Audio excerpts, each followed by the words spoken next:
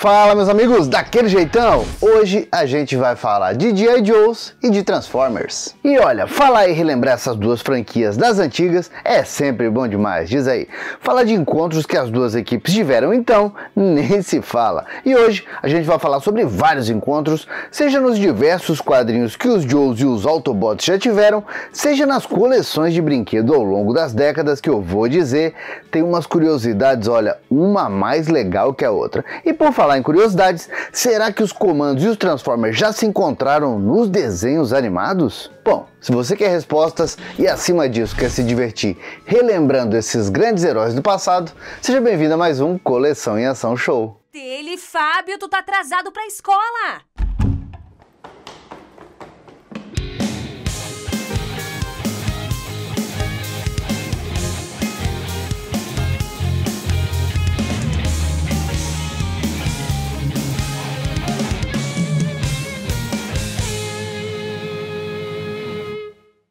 E olha, quem cresceu durante os anos 80 e 90 provavelmente adorava franquias como os G.I. Joes, que naquela época eram chamados de Comandos em Ação por conta do nome que receberam da Estrela Brinquedos aqui no Brasil.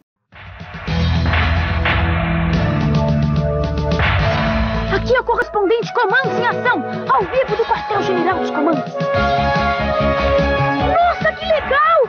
Isso aqui é uma fortaleza! O quê? A quadrimoto metralha dos cobras? Tá na hora da jetnave entrar em ação. Agora, com licença, quem vai entrar em ação sou eu. Novos comandos em ação. A aventura continua. Coitadinho dos cobras. E claro, não dá para esquecer os Transformers, já que os Autobots e Decepticons também foram lançados pela Estrela Brinquedos, mas com uma coleção, digamos assim, um tanto exclusiva para nós brasileiros. A Estrela está lançando os Transformers Saltman. Os Saltman são máquinas incríveis que se transformam em robôs. Tudo num salto.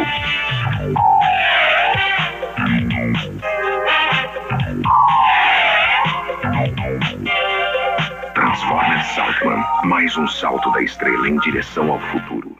Mas olha, essas duas franquias têm muito mais em comum para nós brasileiros, já que os desenhos animados tanto dos Joes quanto dos Transformers estrearam no dia 6 de julho de 1986 na Rede Globo. Um acordo secreto entre o Cobra e um político desonesto desafia a coragem de um grupo especial. Comandos em Ação. Desenho inédito. Hoje, 1h15. E eu duvido que muita gente soubesse na época, eu mesmo nem imaginava, mas as duas franquias norte-americanas pertenciam à toda poderosa Hasbro Incorporation. E ao longo das décadas viriam a ter cada vez mais coisas em comum, inclusive tendo vários encontros entre os seres robóticos de Cybertron e os militares especializados em missões, onde nem os SEALs colocariam os pés. E o primeiro encontro deles aconteceu em 1987, justamente no auge das duas franquias, tanto nos brinquedos quanto nos desenhos animados. Além, é claro, do auge nos quadrinhos, já que a Marvel Comics publicou uma minissérie em 4 partes chamada G.I. Joe and the Transformers, contando uma história onde uma equipe de G.I. Joe acaba se aliando aos Autobots para derrotar os Decepticons e os terroristas do Cobra. Essa série fazia parte da cronologia das duas franquias dentro do universo Marvel e foi considerado um pouco difícil de entender para quem não acompanhava os gibis e só queria ver aquele encontro entre os personagens dos desenhos que gostavam, já que aconteceu em um período de transição bem complexa nas séries individuais. Por exemplo, o Optimus Prime e o Megatron, que são dois personagens essenciais na franquia dos Transformers, aparecem com tudo na primeira temporada e depois simplesmente desaparecem sem dar sinal. Na verdade, eles deram sinal, só que lá no quadrinho dos Transformers, que era escrito também pela Marvel, onde os dois personagens morreram. Outro fato bem curioso é que foi nesse crossover que o Fusquinha Bumblebee, depois de ser quase completamente destruído, foi para a oficina dar uma reformada na lataria e acabou evoluindo tipo um Pokémon, se tornando o Autobot Goldbug, que de saída ajudou os Joes a dar uma baita de uma coça nos vilões Cobra. Bom, para quem conhece os quadrinhos dos Joes e também dos Transformers lançados pela Marvel naquela época, sabe que o material era de muita qualidade. Olha, é uma pena que aqui no Brasil a gente tenha recebido muito pouco desse material traduzido, principalmente se a gente comparar com o tanto de edições que tanto os Transformers quanto os Joes ganharam lá fora. Tanto é que o segundo encontro nos quadrinhos só aconteceu, olha, lá nos anos 90, começando em 1993, na edição 138 dos Joes da Marvel, e terminando na edição 142, depois seguindo nas edições número 1 e 2 do gibi Transformers Generations 2. Claro, esse foi mais um encontro que fez parte da cronologia tanto dos Joes, né, dos comandos, quanto dos Transformers da Marvel. Tanto é que foi o início desse encontro no gibi dos comandos que deu origem à série com as aventuras da segunda geração de Transformers, que depois foi continuada lá no gibi solo dos heróis de Cybertron. She's been kidnapped by Cobra. We have no alternative. Call in G.I. Joe. Fight for freedom wherever there's trouble. G.I. Joe is there. He never gives up. He'll stay till the fight's won. G.I. Joe. Who's leader of the Joe team? Hawk. He's America's best. He's in control. He's the man. Good luck, Joe. He lives his days. The legend of G.I. Joe. The legend of G.I. Joe. News from Marvel Comics. E outro fato bem importante dessa minissérie, além da sempre bem-vinda pancadaria generalizada entre as franquias, foi o fato de que o Dr. Mindbender foi o responsável por ajudar na mudança de forma do Megatron, com o vilão deixando de se transformar em uma pistola Walther P-38, passando a se transformar em um poderoso tanque de guerra durante a edição 139 dos G.I. Joes. E a ideia foi bem criativa, já que fazia um tempinho que a Hasbro vinha querendo mudar a forma pistola do Megatron, já que o brinquedo original já não era mais vendido por pressão das associações de pais tinha um bom tempo. E o outro encontro da fase Marvel dos Autobots com os comandos não aconteceram nos gibis norte-americanos, não. Eles aconteceram nos gibis britânicos na editora Marvel UK. Sendo que foi uma história chamada Relíquias Ancestrais. Foi dividida entre 5 capítulos que foram publicados tanto no gibi britânico dos Transformers quanto no gibi da Action Force, a versão europeia dos G.I. Joes.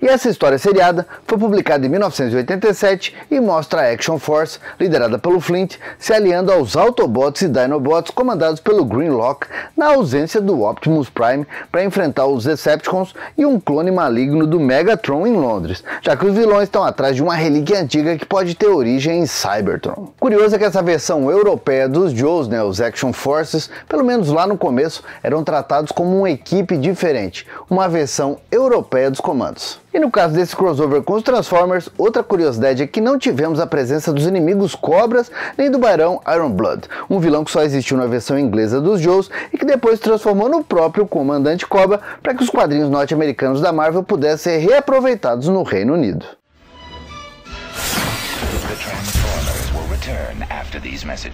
Só que antes da gente continuar falando dos encontros nos quadrinhos, será que os Joes e os Transformers também se encontraram nos desenhos animados clássicos? Bom, antes de responder isso, eu quero saber se você está gostando desse vídeo. Se tiver, deixa aquele like felpudo e bora compartilhar. Que tal compartilhar com aquele seu amigo, né, com aquela sua amiga que adora um crossover entre equipes tão diferentes e tão legais?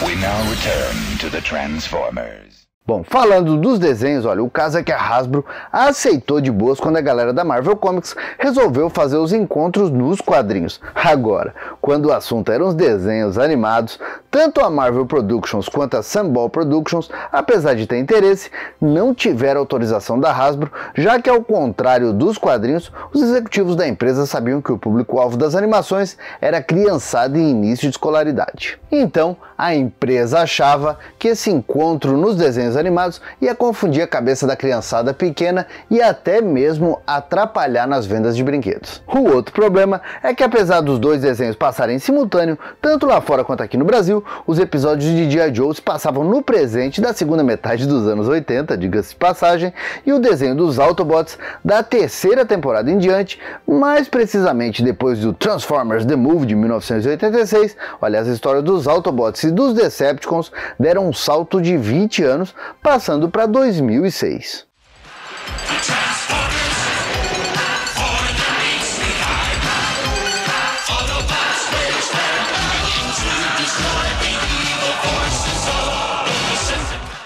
Olha, e ao mesmo tempo que dificultou um crossover propriamente dito, esse salto temporal também tem uma boa oportunidade para os roteiristas brincarem com o futuro dos G.I. Joes. Como por exemplo, no 22º episódio da terceira temporada chamado Only Humans, quando os Autobots são atacados e têm as suas almas separadas dos corpos robóticos, se tornando humanos, enquanto as partes robôs são utilizadas por uma gangue para cometer maldades. Pois é, e quem consegue a tal máquina separadora de corpos é um antigo vilão chamado, olha só, Velho Cobra, que muitos anos atrás liderou uma poderosa organização terrorista, mas mesmo com o fim dela continua cometendo maldades. É claro, apesar do disfarce no melhor estilo Inspetor Clouseau, qualquer um que conhece minimamente o Comandante Cobra sabe que é ele disfarçadinho aqui, até porque o vilão continua com a máscara e tudo mais.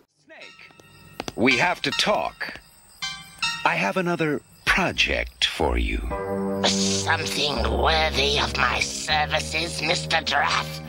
Or another of your vendettas? You spoke once of a technology your organization had developed, synthoids, I believe. Além disso, é bacana a gente falar que aqui no Brasil, os caras não tiveram as manhas de manter o André Luiz Chapéu como dublador do vilão nesse episódio, já que ele era dublador oficial no Brasil. No lugar dele, entrou o dublador Carlos Seidio, que até tentou, mas deu uma descaracterizada legal na voz do personagem. Já nos Estados Unidos, quem dublou o Comandante Cobra nos 2 episódios foi o Christopher Collin, o dublador oficial dele, então isso ajudou a manter as características dele por lá. Outra ligação bem legal entre os 2 desenhos é a personagem Marissa Farborn, que começa a aparecer também na terceira temporada do desenho dos Transformers, sendo uma oficial do Comando de Defesa da Terra. E lá num episódio do desenho é dito que a Marissa é filha de 2 militares bem condecorados do passado, chamados Dashiell e Allison. E claro, como o sobrenome da personagem é Fireborn, obviamente, ela é filha de Dashiell Air Fireborn, codename Flint, e Allison Hart Burnett, codename Lady J, 2 dos mais famosos e condecorados militares das fileiras dos G.I. Joes. E o velho G.I. Joe chegou a aparecer no 6º episódio dessa terceira temporada dos Transformers através de um holograma, olha, não é bem assim, mas ele aparece, sendo chamado de Flint, com direito ao dublador Bill Ratner, que dublava a versão jovem do herói no desenho dos G.I. Joes.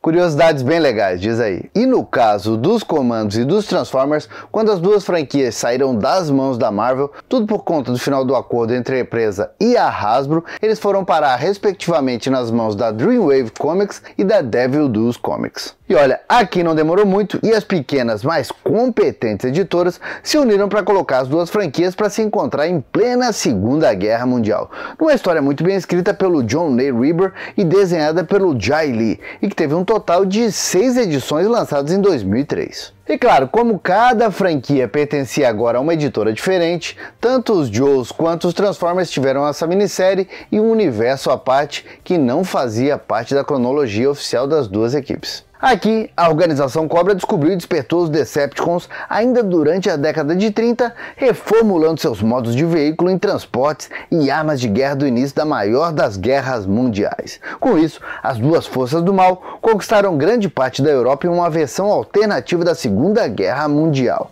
E aí, olha, que entram os G.I. Joes. Aqui, um grupo de homens de infantaria norte-americana compostas por versões antigas do Flint, do Snake Eyes, do Duke, da Scarlet e por aí vai. Os militares acabam encontrando os Autobots como o Optimus Prime, Grimlock, o Jazz, o Prowl, o Hound e o Bumblebee. E aí as equipes se unem numa força conjunta para impedir os Cobras e os Decepticons de conquistarem o mundo. E olha, apesar da arte do Jai Lee especificamente nessa minissérie estar um pouquinho mais escura do que deveria, pelo menos para mim, tá no top 3 dos melhores crossovers entre as 2 equipes. E agora, em 2004, a Dreamwave Comics começou a publicar um novo encontro entre os Joes e os Autobots, numa história em 6 partes chamada Transformers G.I. Joe Fronte Dividido. A história ia mostrar uma nova missão envolvendo os militares norte-americanos unindo forças com os Autobots, tudo para enfrentar novamente a ameaça de Cobra e dos Decepticons. Só que agora, 50 anos depois do crossover da Segunda Guerra Mundial, localizando a aventura ali ali entre o final dos anos 80 e o início dos anos 90. E eu disse mostraria, porque infelizmente quando a primeira edição chegou na banca, a Dreamwave Comics faliu, e dos 6 números que estavam planejados, os leitores norte-americanos ficaram órfãos dessa missão, lendo realmente só essa primeira edição. E como a Dreamwave estava indo pro brejo com corda e tudo, no mesmo ano de 2004, as editoras Image e Devil's Due entraram na parada e não deixaram a peteca cair, lançando um novo crossover simplesmente chamado G.I. Joe vs. The Transformers. Aqui, a história se passa em um universo paralelo, onde a arca com os Autobots e Decepticons apagadaços é encontrada pelos Cobras, e os terroristas, sob ordens do comandante Cobra, reativam e reprogramam os robôs, utilizando eles como máquinas de destruição. É claro, os Joes entram na parada com sua formação mais clássica e depois de libertarem os Autobots, como sempre, as duas equipes unem forças para sentar-lhe o sarrafo na bandidagem, tanto robótica quanto rastejante. E aí nessa história aí de lançar essa minissérie, quem também sentou o sarrafo em todo mundo foram os donos da Dreamwave, né? Da editora que tinha acabado de falir, mas que continuava com os direitos dos Transformers. Aí quando viram essa edição chegar nas bancas, entraram com um processo contra a Hasbro e outro processo contra a Image. Aí a Image e a Hasbro foram lá, resolveram tudo por debaixo dos panos, liberaram uma grana e tudo resolvido. A edição continuou chegando nas bancas. Depois disso, entre 2005, 2006 e 2007, a Devil's Due lançou mais 3 crossovers, sendo que o encontro de 2005 foi uma continuação direta da história de 2004, sendo dividido em 4 edições com o nome G.I. Joe vs. The Transformers 2.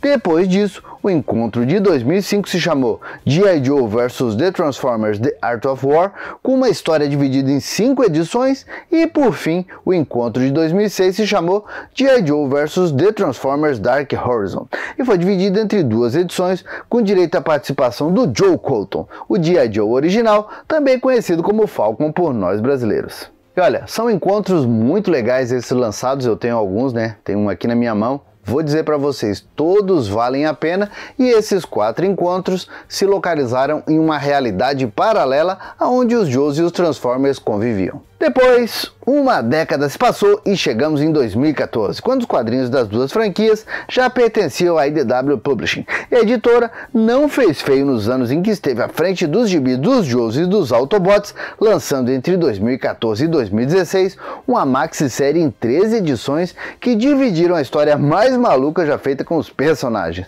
com uma arte muito inspirada do artista Tom Scioli, quase que emulando os bons quadrinhos underground dos anos 80, mas com cores que parecem dar vida para as artes. Além disso, ao final das 13 edições, a IDW ainda usou os mesmos personagens e lançou uma edição especial chamada Transformers vs. G.I. Joe The Movie Adaptation, que, como dá para imaginar pelo título, mostrava a história de um filme animado nunca produzido que unia as duas equipes em uma mesma missão para salvar a Terra dos Cobras e dos Decepticons. E vou dizer, né, quem é que não gostaria de ver uma animação, um longa animado, com as duas equipes clássicas trabalhando juntas, hein? E olha, quanto aos quadrinhos esses daí, nessa maxi-série, eu tenho aqui, vou dizer pra vocês, é legal demais, também vale muito a pena. Bom, depois disso, no final de 2016, a pedido da Hasbro, a IDW acabou criando o Hasbroverse, que uniu todas as franquias da fabricante de brinquedos em uma mesma realidade, incluindo aí os G.I. Joes e os Transformers, além da equipe Mask, que se tornou uma divisão motorizada dos próprios G.I. Joes,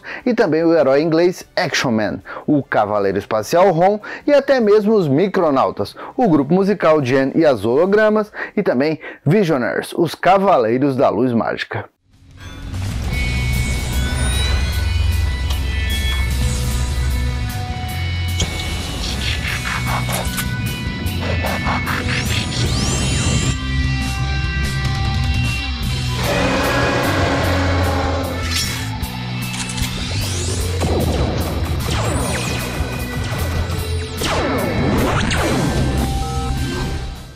E com a galera toda reunida, além de diversos crossovers, tivemos grandes eventos como as séries Revolution e a sua continuação chamada Revolutionaries, e ainda a minissérie First Strike, uma história dividida em 6 edições que focaram mais nos G.I. Joes e nos Transformers. G.I. Joe will return after these messages. E aí, tá curtindo esse monte de curiosidade a respeito dessas duas franquias tão divertidas? Tá, né? Então faz o seguinte, se você tá chegando agora aqui no canal, aproveita para se inscrever aqui e também badalar o sininho. Eu garanto, a gente vai se encontrar 2 vezes na semana com muita nostalgia. Now back to G.I. Joe. E outra área onde os encontros dos G.I. Joes dos Transformers também fazem a alegria de muita gente é nas coleções de brinquedo, já que essa é a gênese das 2 franquias surgidas como coleções de bonequinhos. Olha, e um dos brinquedos mais legais e mais cobiçados pela galera que coleciona tem tudo a ver com a saga Revolution da IDW. Já que na San Diego Comic Con de 2017, a Hasbro produziu uma caixa com a marca Revolution em comemoração ao universo compartilhado dos quadrinhos da IDW Publishing. A caixa, olha, tinha uma belíssima arte e vinha com o Joe Roadblock e outros heróis como o agente secreto Action Man e também o Matt Tracker, o líder da Mask. Também vinha com uma belíssima figura do Cavaleiro Espacial Ron, um Die Wright, que é o inimigo do herói espacial, e o bigodudo Leoric dos Visionaries. Para completar a fatura, uma versão lindíssima do jato Autobot Jetfire e também 9 minifiguras não articuladas dos Micronautas. Olha, vou dizer, esse realmente é um kit para ninguém botar defeito. Até hoje, se a gente procurar bem no eBay, talvez no Mercado Livre, encontre uma caixa ou outra ainda para vender, mas quem tem, olha, mete a faca e pede um rim. As franquias ainda tiveram outros crossovers nos brinquedos, sendo a maioria exclusivos da San Diego Comic Con, já que a Hasbro sempre deixou os fãs atiçados lançando coisas boas nesse tipo de evento, como foi o caso de 2016 com o kit G.I. Joe and Transformers, que vinha com o Cobra Zartan e a Joe Scarlet, além de versões G.I. Joe dos Transformers Power Glide e Soundwave.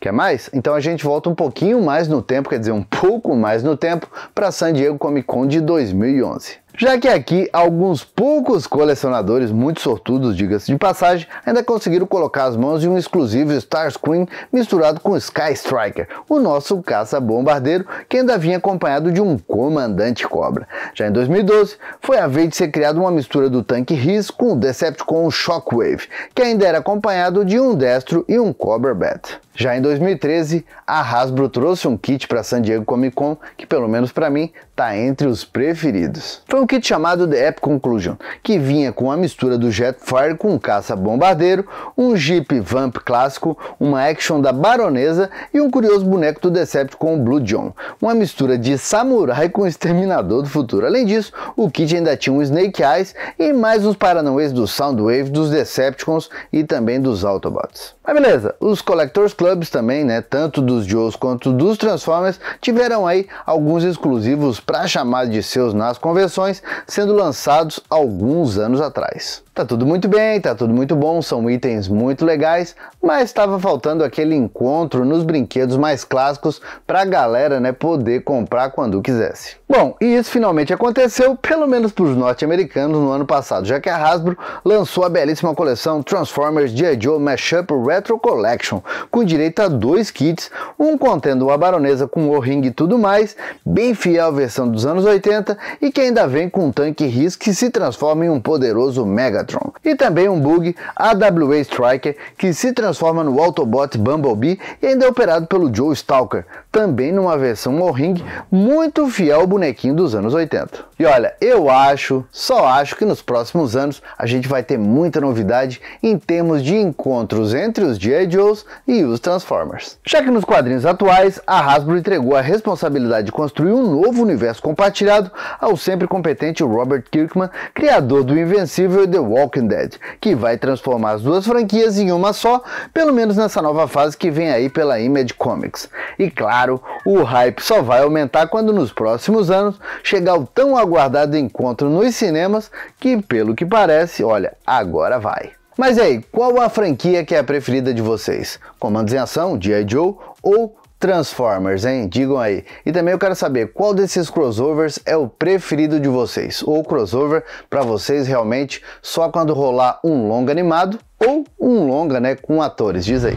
Bom, meus amigos, por enquanto era isso. Eu espero que vocês tenham gostado demais desse vídeo. E se gostaram, já sabe, deixa aquele like felpudo. E se está chegando agora, aproveita para conhecer também as nossas redes sociais. Por enquanto, eu vou deixando meu abraço, dizendo que a gente se vê no próximo vídeo e valeu! E agora o meu agradecimento todo especial para os assinantes Felpudo Gold do grupo de membros do canal. Tá esperando o que para ser membro Felpudo Gold ou Felpudo Silver você também? Pode ter certeza, vai ajudar demais a nostalgia do canal.